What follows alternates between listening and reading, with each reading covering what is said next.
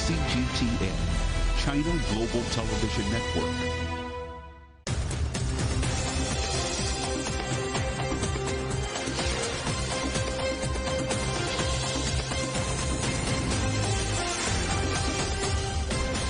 Live from London, this is The World Today. Hello, I'm Paul Barber. Our top stories at this hour. A stable and constructive bilateral relationship. China says it's committed to improving ties with Washington as US Secretary of State Antony Blinken arrives in Beijing. Ukraine's forces reportedly take control of a village on the Zaporizhzhia front line. Russia says it has repelled a series of attacks. The Ugandan army steps up its search for 6 kidnapped students after nearly 40 were killed in a rebel attack on a school. And the Golden Goblet goes to... We'll tell you who took home all the biggest prizes as the Shanghai International Film Festival draws to a close. We begin in Beijing, where the Chinese Foreign Minister Qin Gang has been meeting his US counterpart, the Secretary of State Antony Blinken, at the start of his 2-day visit to China. Qin told his counterpart that Beijing is committed to building a stable and constructive bilateral relationship. Substantive, candid and constructive is how the US put it. Our correspondent Dong Shui reports. Blinken has finally set foot in Beijing amid tensions between China and the United States. But whether he will land a meeting with the Chinese President Xi Jinping, that remains to be seen. We know that the Biden administration has looked to restart high-level communications with China since the two leaders had met on the sidelines of the G20 summit in Bali last year. But prior to the trip being announced, Blinken spoke with China's Foreign Minister Qin Gang on the phone. During that conversation, Qin stressed the U.S. needs to respect China's concerns, stop interfering in China's internal affairs, and undermining its sovereignty, security, and developmental interests in the name of competition. Well, meanwhile, the Assistant U.S. Secretary of State for East Asian and Pacific Affairs, Daniel Crittenbrigg, said he doesn't expect Blinken's visit to produce what he described as a long list of deliverables, but he did suggest that it offers a critical moment for the U.S. to engage with China at an important and challenging time in their relationship. And he said this could reduce the risk of miscalculation so that the two countries, quote, do not veer into potential conflict. And as for Beijing, it has urged the U.S. to take its interests into consideration and give up the illusion of dealing with China from a position of strength.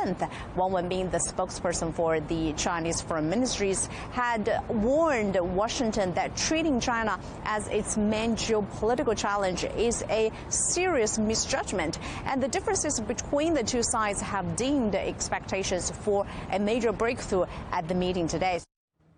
That was Dong Shui in Beijing. Well, let's get more from our US correspondent, John Terrett, who's live in New York. Hello there, John. So what's the reaction been there in the US to Blinken's visit? Good morning.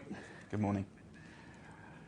Yes. Good morning, Paul. It is one of the lead stories in the main agenda-setting Sunday broadcasts that go out on all the major networks here from New York City. And the trip, I think, is being compared to that of Henry Kissinger in 1971, who, when he was the Secretary of State, made a secret visit to Beijing, which led to President Nixon meeting the paramount leader Deng Xiaoping.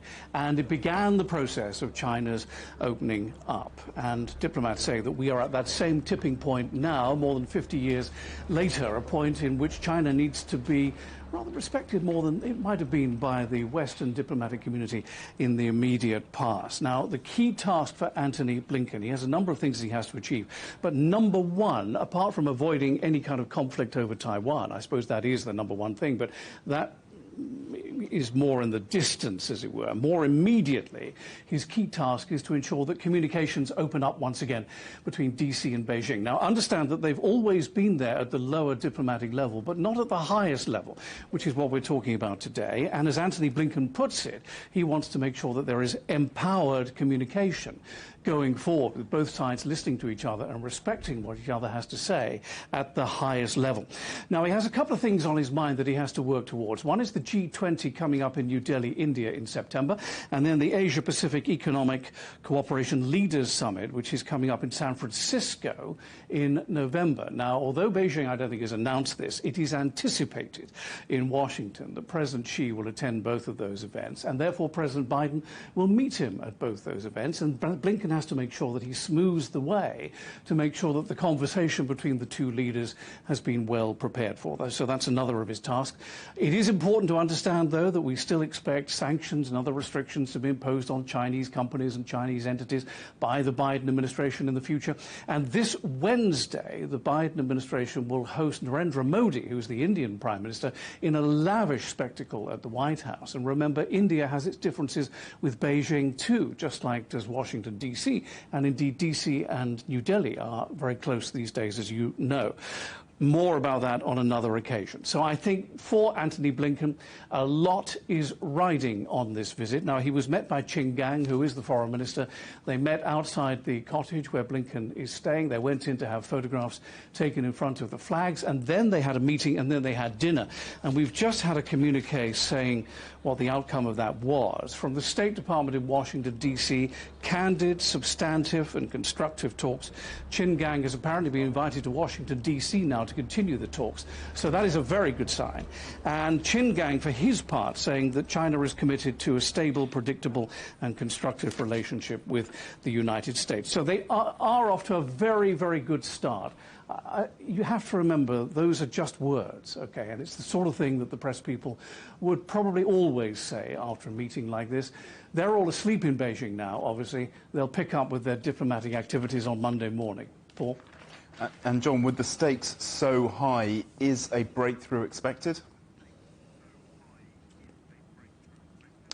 Well, not really, which is why I said just now those are just words, because, you know, nobody at the State Department and nobody who is a China analyst or a Chinophile really expects anything serious to come out of this. And this is because diplomacy takes time.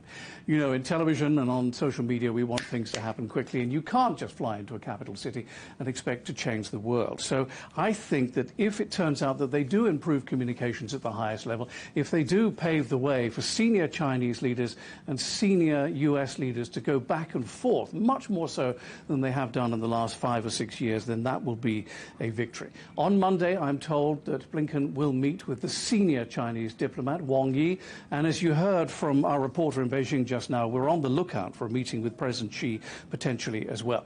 These meetings are crucial for the world and the region. A lot of countries around China support the United States and would like to have closer ties with Beijing, but they can't if things are frosty between Washington and Beijing, so it's very important.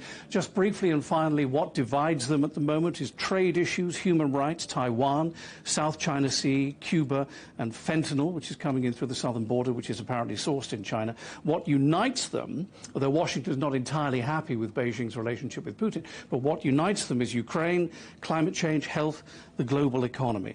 And I think, in summary, you know, it's not been particularly warm welcome for Mr. Blinken based on some of the things that he said within the last year about China. But if both sides can show the world that they can do this, you know, that they are adults and they can actually do it at the highest diplomatic level, then that will be seen as a success. Paul? Indeed.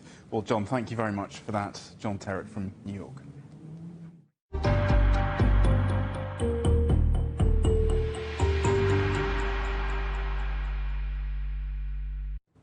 Ukrainian forces have taken control of a village on the Zaporizhzhia front line. That's according to a Russian-installed official. Ukraine is yet to confirm the recapture of Piatihatki, which would be its second gain since it launched its counteroffensive earlier this month. Russia says it has repelled a series of attacks across 3 sections of the front line. Meanwhile, the European Union says it's speeding up arms deliveries to Ukraine to support the effort. EU industry chief Thierry Breton told a French newspaper that the bloc is pledging 1 million high-caliber weapons within the next year. Ukraine says it has destroyed what it calls a significant ammunition depot in the Russian-controlled region of Kherson. Moscow is yet to comment. Meanwhile, the death toll from the flooding following the destruction of the Kharkova dam has risen to 16 in Ukraine and 29 in Russian-controlled territories. Kiev's Interior Ministry says 31 people are still missing after the breach on June the 6th. Moscow and Kiev have each blamed the other for the dam's destruction. Russian President Vladimir Putin has rebuked a peace plan presented by African leaders who travelled to Moscow and Kiev in recent days as part of mediation efforts in the conflict. Let's speak now to our correspondent Dasha Chernysheva in Moscow. So President Putin, Dasha, says that many of the proposals in this peace plan were misguided. What did he mean by that?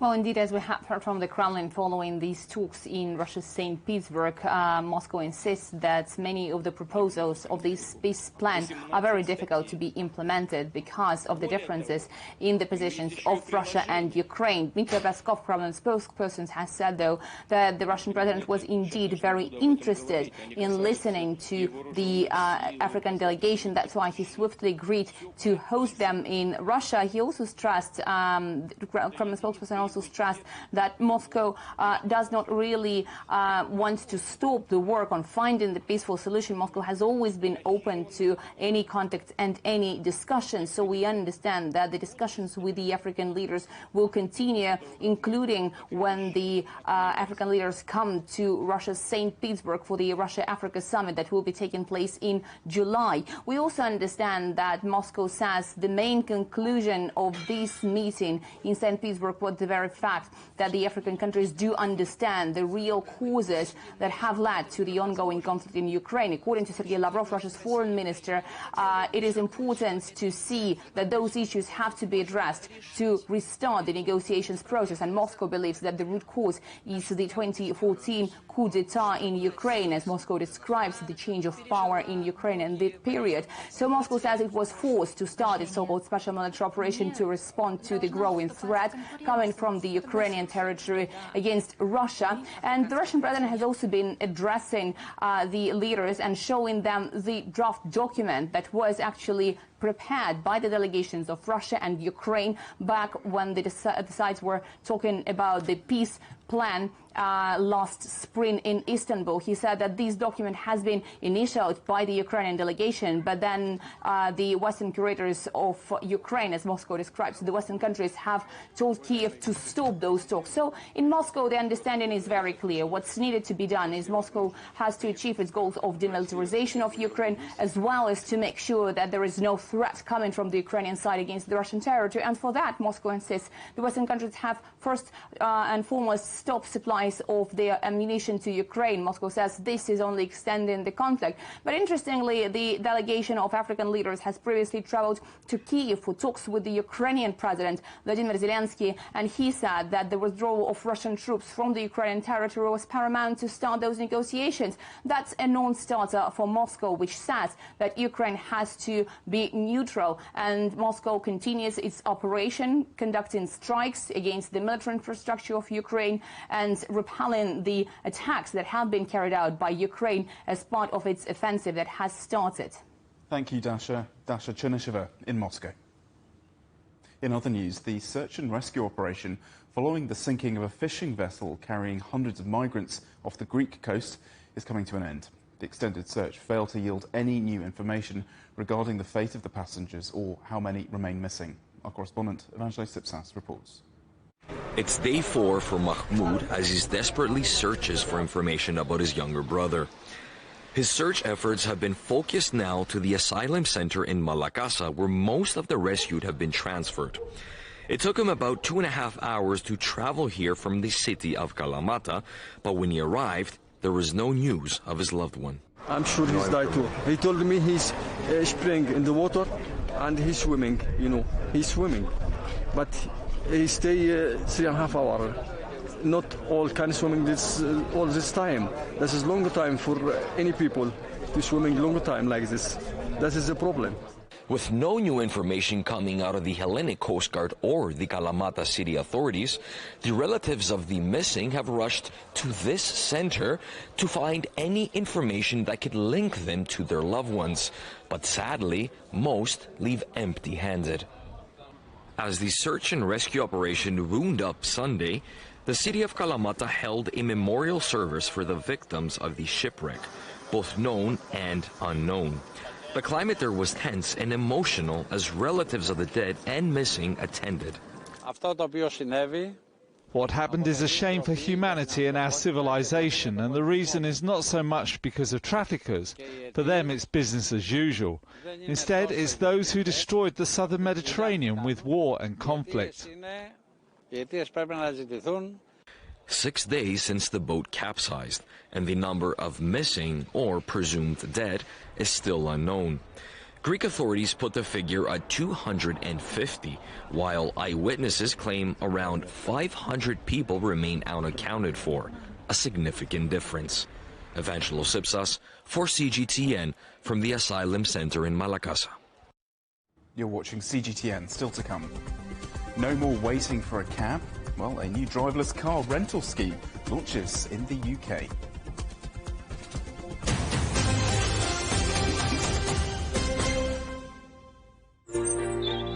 Ever wondered what's the difference between a bear and a bull market? Where are the cash cows? And who are the lame ducks? And what exactly are black swans? Grey rhinos? And unicorn companies? Make sense of it all with Global Business, only on CGTN. There's a new agenda for a new world, accelerating change in almost every part of our lives. It's shifting the norms of how we work, travel, and connect.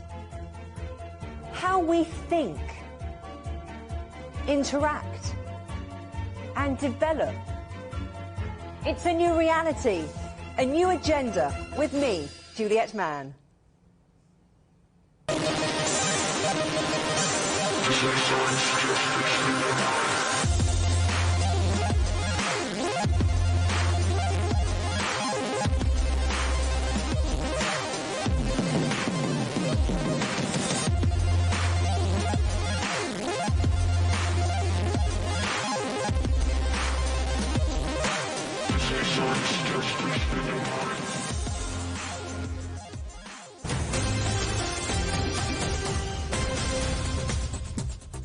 Hello, welcome back.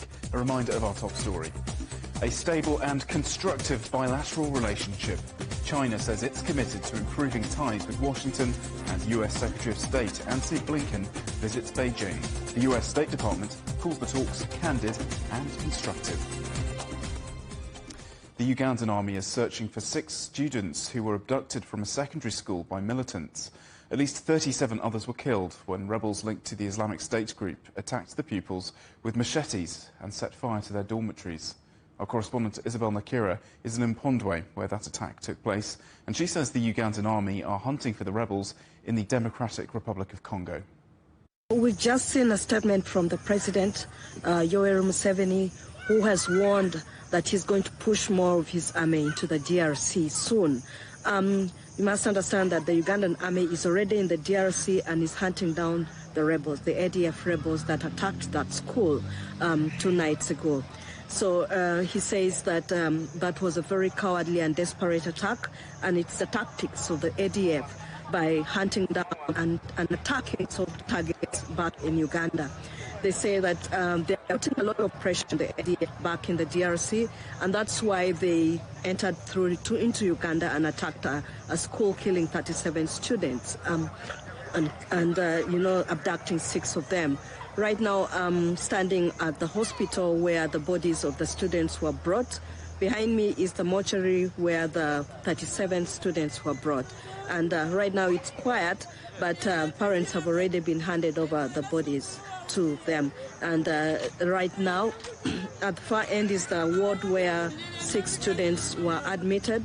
The nursing injuries, one is in critical condition, another one was transported to Kampala for better care, and we've spoken to some of the survivors. One of the boys we spoke to does not have any major injuries, says that when the attackers entered the dormitory, he climbed up into the roof and he was hanging up into the ceiling, and he watched everything that took place. He is traumatized. He saw whatever happened. all his friends who were killed, he watched it, and it's gotten into his mind. He feels like he does not want to go back to school again. And after the attackers left, he jumped down and pretended that he was killed by rubbing himself with blood. And when they had him fall down, they came back and tried to wake him up to see whether he was actually alive. But he pretended he was dead. That was Isabel Nakura reporting from Mpondwe in Uganda. Well, in other news, Sudan's warring factions have agreed to a new 72-hour ceasefire as the deadly conflict enters its third month. Fighting between the Sudanese army and the paramilitary Rapid Support Forces has displaced 2.2 million people and killed more than 3,000. The latest ceasefire will allow for the delivery of aid, but previous truces have failed to bring the fighting to a halt. 120 passengers and crew have been rescued after a ferry caught fire in the Philippines. The Coast Guard took those on board to safety before putting out the fire with a water cannon. No casualties were reported.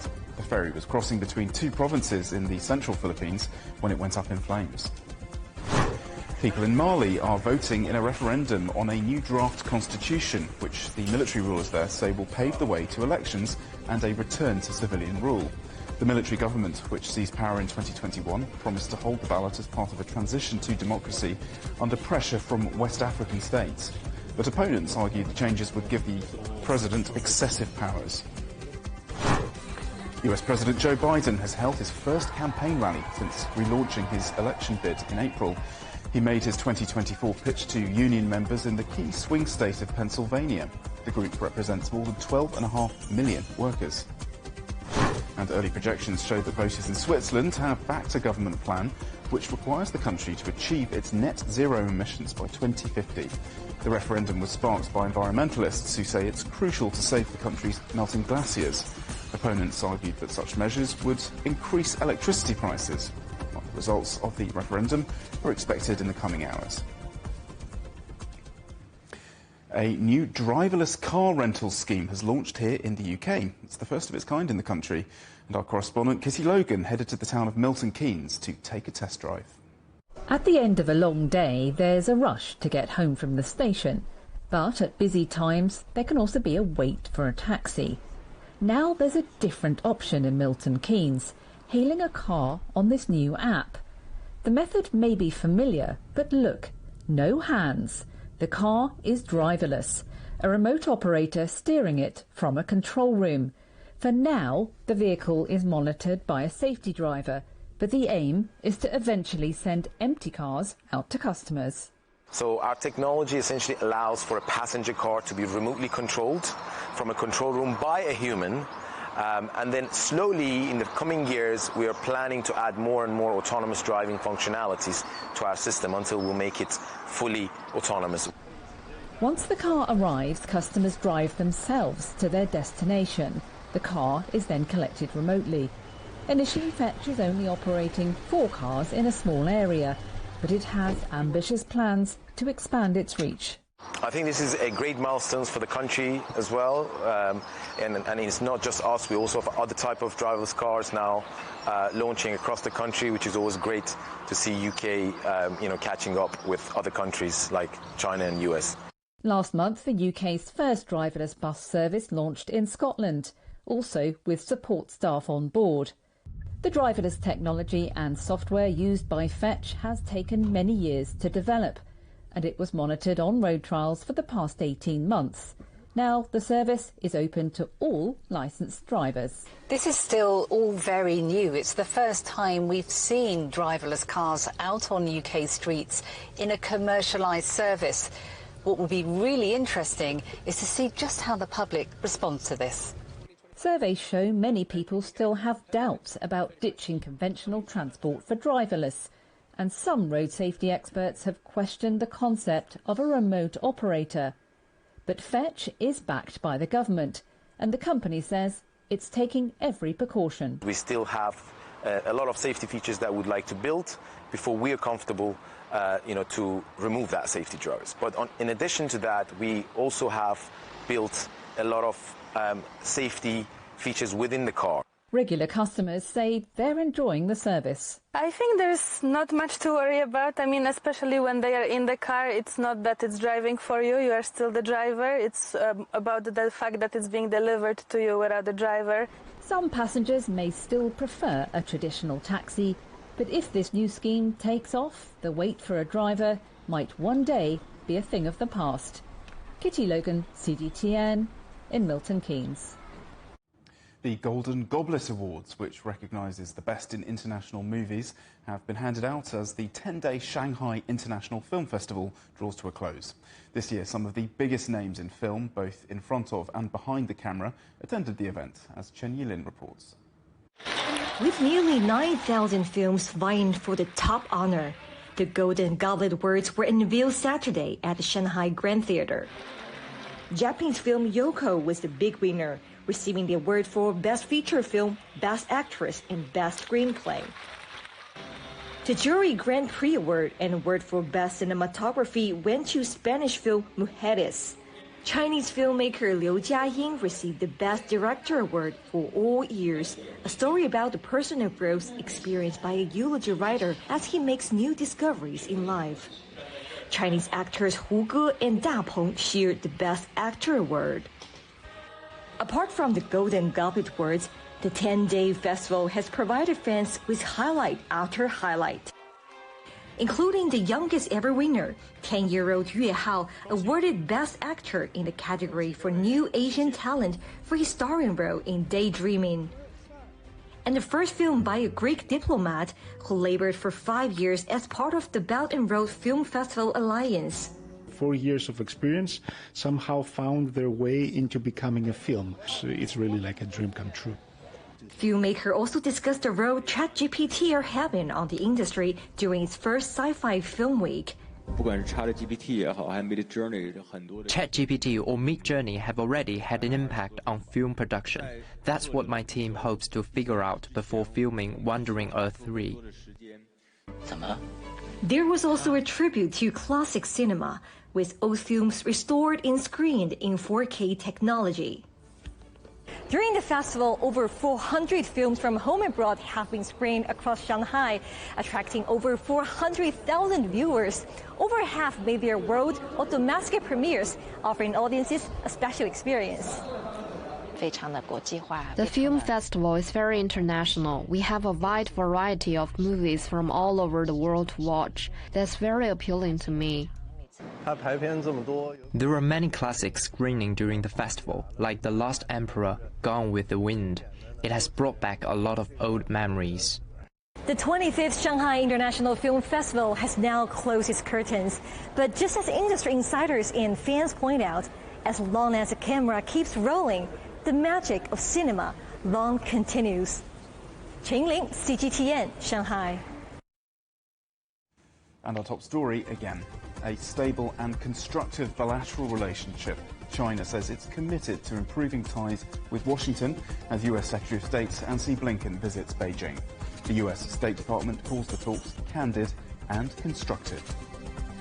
And that is The World Today. Thank you for watching.